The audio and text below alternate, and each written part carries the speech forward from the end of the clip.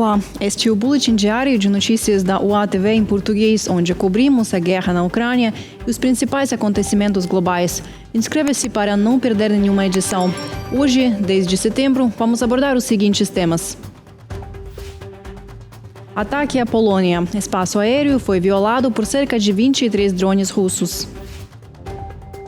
A guerra híbrida russa na Europa intensifica-se. Novas bases militares estão sendo construídas em Belarus. A Rússia está elevando as apostas e testando ainda mais a reação da OTAN. Logo após o fechamento das fronteiras da Polônia com Belarus, cerca de 23 drones russos violaram o espaço aéreo polonês à noite.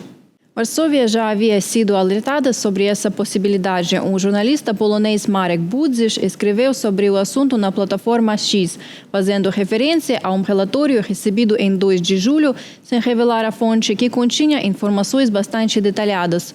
No verão, os cartões SIM poloneses e um cartão SIM de uma operadora lituana foram encontrados nos drones abatidos.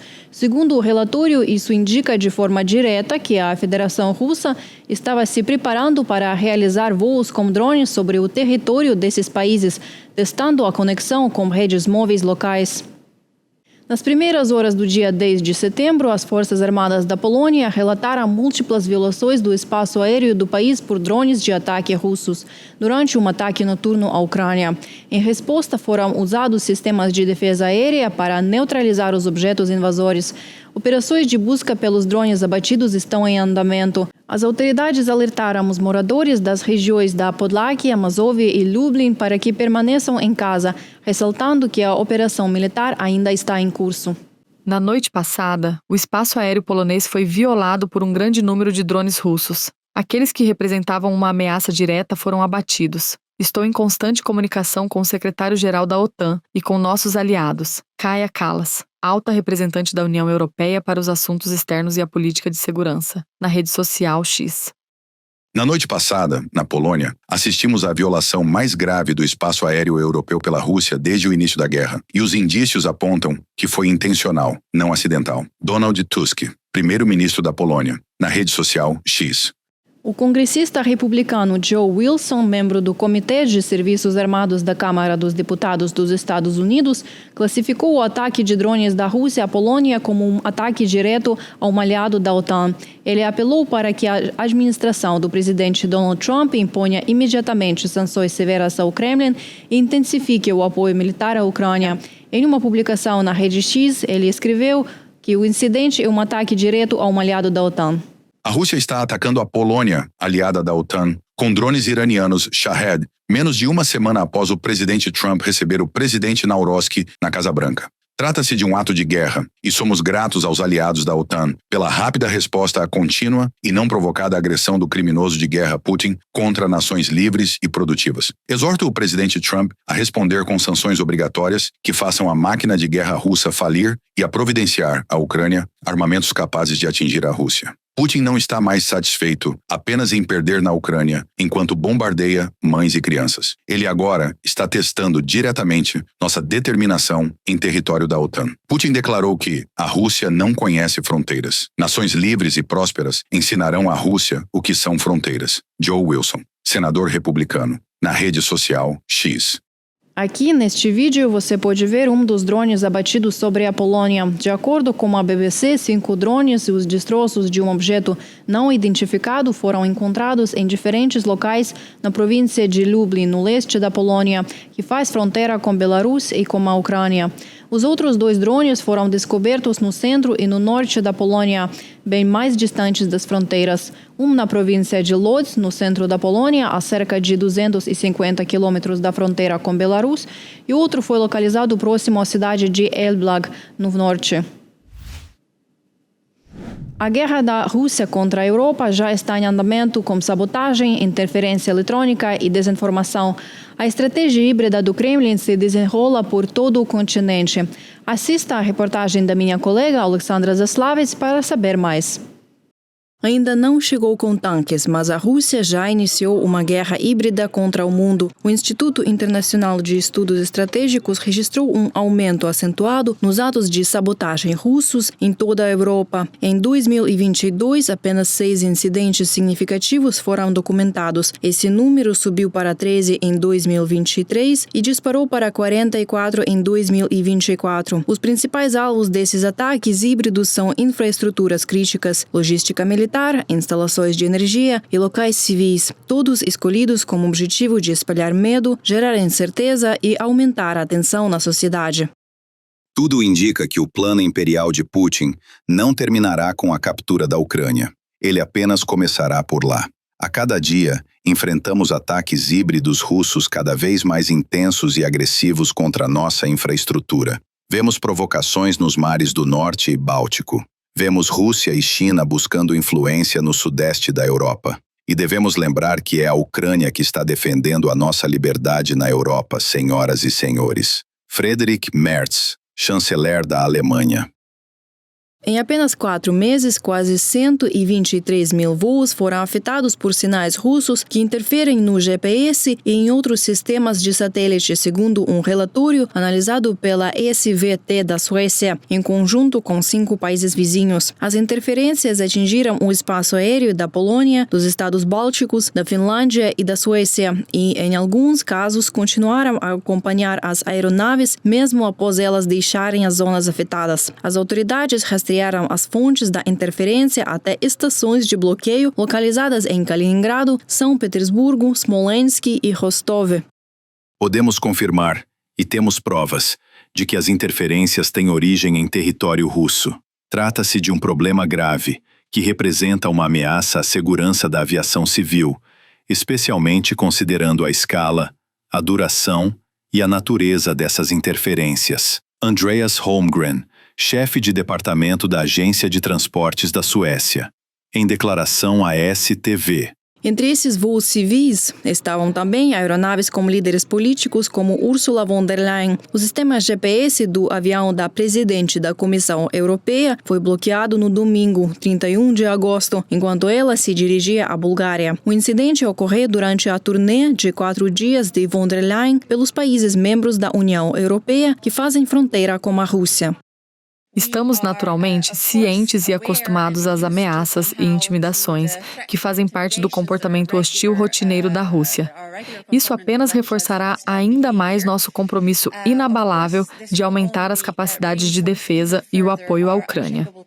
O incidente ressalta a urgência da missão que a presidente está realizando atualmente nos Estados-membros da linha de frente.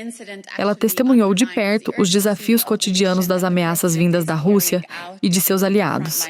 E, claro, a União Europeia continuará a investir em gastos com defesa e na prontidão da Europa, ainda mais após este episódio. Ao mesmo tempo, os exercícios militares Zapad 2025, que ocorrerão no oeste da Rússia e em Belarus, têm levantado preocupações de segurança entre os países vizinhos membros da OTAN, Polônia, Lituânia e Letônia. A Polônia fechou completamente sua fronteira com Belarus devido a esses exercícios. Os exercícios Zapad 2025 incluirão simulações do possível uso de armas nucleares e do míssil hipersônico Oreshnik, de fabricação russa e alcance intermediário, segundo o ministro da Defesa da Belarus. O chanceler alemão Friedrich Merz também ressaltou a ameaça representada pela Rússia durante sua visita para acompanhar os exercícios da Marinha Alemã na quinta-feira, 28 de agosto. A ameaça representada pela Rússia é real, afirmou Merz a bordo da fragata Bayern no Mar Báltico. Merz destacou que a Alemanha desempenha um papel extremamente importante na proteção da liberdade, de paz e da integridade territorial da OTAN. A ameaça representada pela Rússia é real.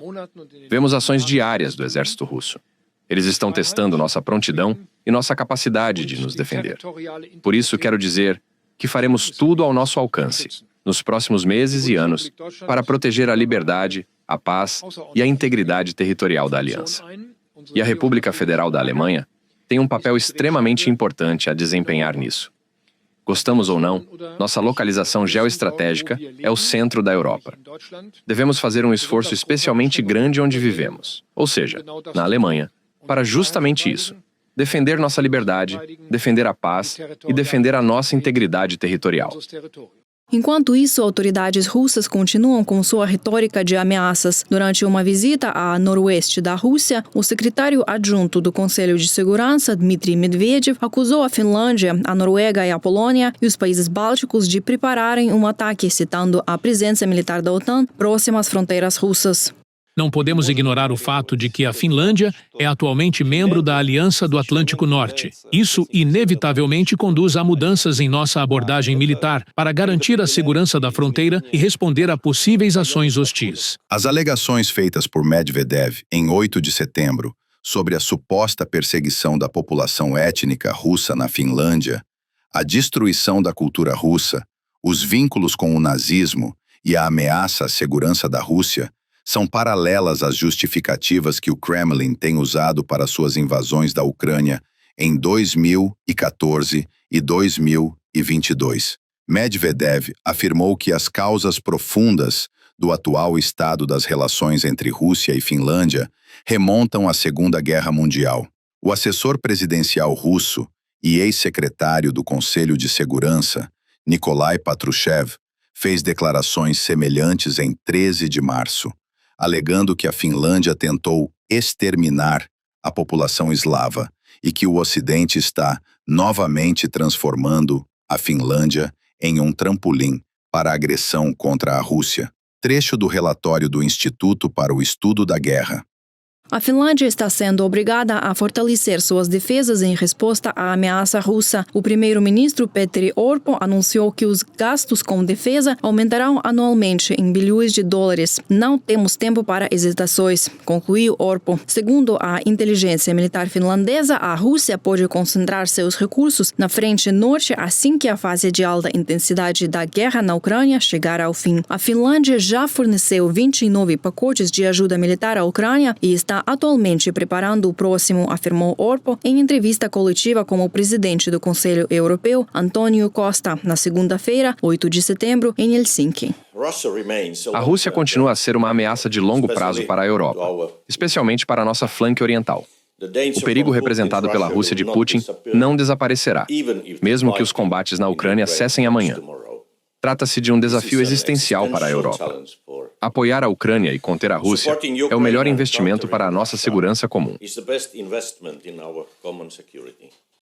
O comportamento do Kremlin está alinhado a uma doutrina já consolidada. Em 2013, o chefe do Estado-Maior russo, Valery Gerasimov, apresentou uma palestra na Academia de Ciências Militares, onde expôs o conceito de guerra híbrida. Posteriormente, essa teoria ficou conhecida como a doutrina Gerasimov, que se inspira fortemente na teoria chinesa da guerra irrestrita. A doutrina enfatiza o uso de sabotagem, desinformação e outros métodos não lineares como prelúdio para ações militares diretas. As ações de desvio russas na Europa hoje são exemplos clássicos da aplicação dessa doutrina. Reportagem de Alexandra Zaslavets para o ATV Notícias.